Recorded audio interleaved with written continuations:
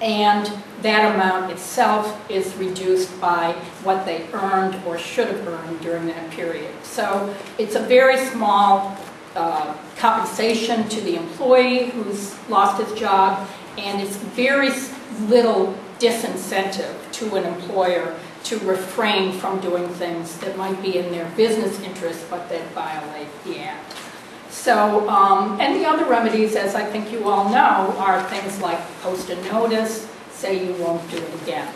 So it is extremely important that the board be able to, in these cases where an employer has gone so far as to take existing work and transfer it to another facility, to subcontract that work, to outsource that work, whether that is in the United States or to another country, that where they have done that, not for legitimate business reasons, but in order to punish workers who have exercised protected rights, as in this case it is alleged that the Boeing workers, is the case here that the Boeing workers are being punished for exercising their right to strike, that it be brought back, because otherwise there's not much you can do for that employee who has lost their job.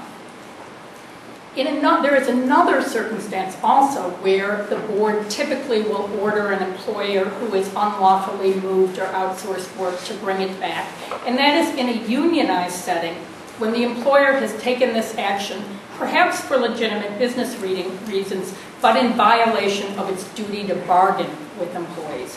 And the doctrine is that if an employer, in a unionized facility, before the employer can make a decision or implement a decision to move work or something that affects who performs the work or how the bargaining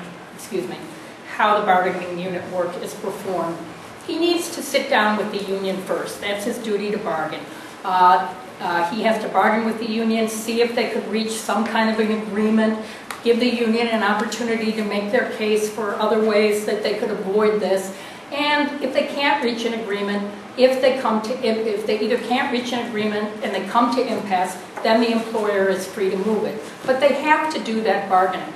So if an employer moves this work and doesn't bargain, then the board again will typically require them to restore that work and restore the status quo and keep it in place until they have the employer satisfied his bargaining obligation. Again, if this remedy were not available, then there would really be nothing to do if an employer just refused to bargain and moved the work without talking to them. The only thing, there could be no meaningful bargaining, and all that could happen was they'd be told not to do it again.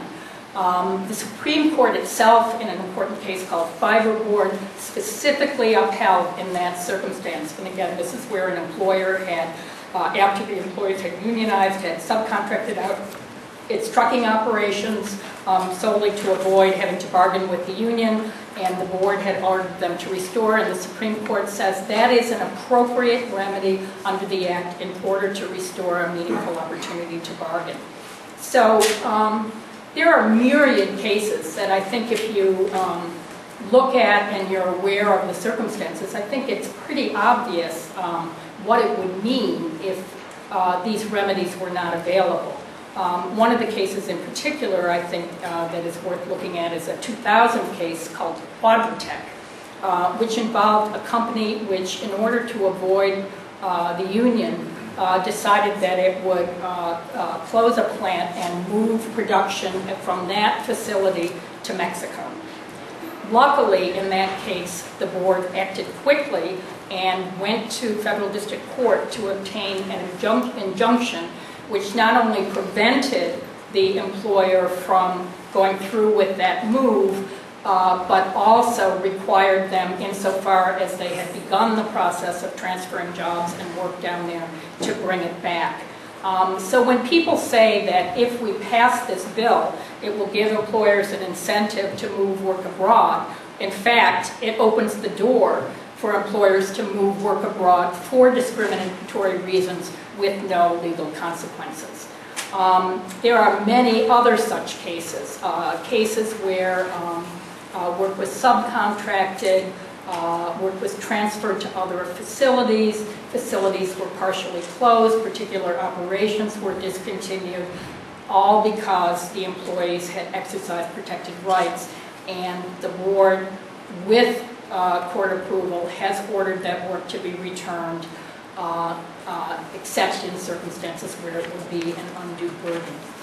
So I think it's really important to understand that way beyond what happens in the Boeing case, that this would have a profound impact on the ability of the board to protect the rights that workers are supposed to be guaranteed by the National Labor Relations Act.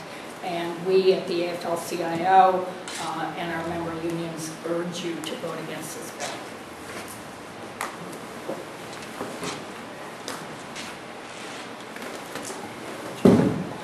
Yeah. Does anyone? Yeah. Are there any questions? I have some additional information I want to communicate, but I'd like to engage the audience. Do any of you have any questions at this point? Yes. I was hoping you could talk a little bit about A little louder, okay. the particular law. There are some nuanced facts in the Boeing case, particularly here, as opposed to some of the cases you mentioned. There's not immediate job loss, but likely impact and perhaps definite impact of future job loss. I was wondering if the case law that you're very familiar with has any insight on that and how that would play out. Yes, there are definitely cases which have held that you don't have to wait until the actual job loss occurs. And that's, again, why they were able to get an injunction, because even though the people had not yet lost their job, it had been established that because of the employer's action, they would lose their jobs. And again, I'm not here to, my purpose here is not to say how this case will come out or what facts will come out at trial, but certainly that theory that if that is in fact established is a legitimate one that is well embedded in current law.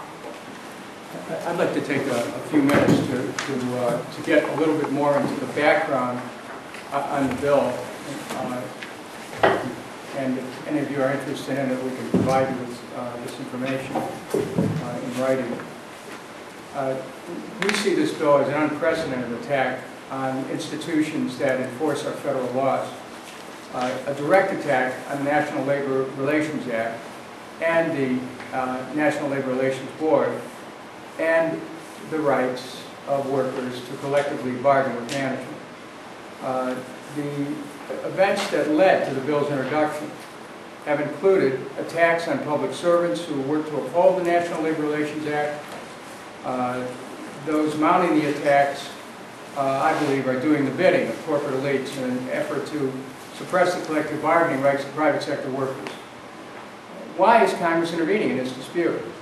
The enforcement of the National Labor Relations Act can often merely result in opposing a notice by a company that they've been found to have broken the law. The notice has to be posted prominently to the offending company's workforce and must be emailed. The notice announces that the company's broken the law and it has promised not to do it again. And it's true that most NLRB complaints are resolved by settlement among the parties.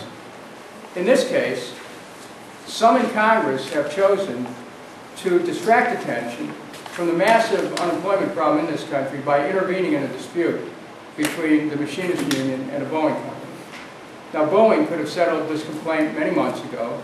Instead, it appears to be looking for a new corporate right to threaten or punish workers who strike. The legislation, in my estimation, represents a subversion of the judicial process. After the NLRB announcement of its case against Boeing, the NLRB's acting general counsel endured attacks challenging the legitimacy of his appointment by President Obama. The House majority threatened funding for the entire federal agency, with Republican proposals ranging from cutting funding by $50 million, which would be an 18% reduction, to defunding the agency entirely, a proposal which, by the way, received 176 votes on the floor of the House. They've threatened to block any new appointments to the board that oversees the NLRB, and this legislation is an attempt to change the underlying law itself, as it forbids any enforcement similar to the case with Boeing. Now, congressional demands to the National Labor Relations Board to turn over any internal documents related to its prosecution of Boeing